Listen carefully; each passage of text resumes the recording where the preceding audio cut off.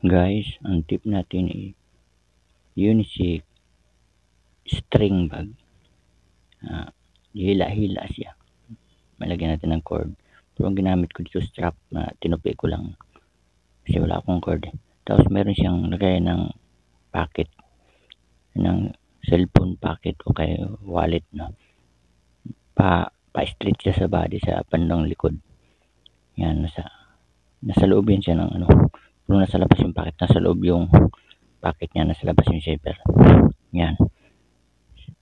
Hindi, ano yan, may pinakagasit sa loob para kung may lakad tayo, pwede natin ilagay din yung cellphone natin sa wallet. Tapos pabilog siya, ang finish ng bilog nito is 9.5 lang ang bilog, tapos yung haba nito 15 inches yung finish niya.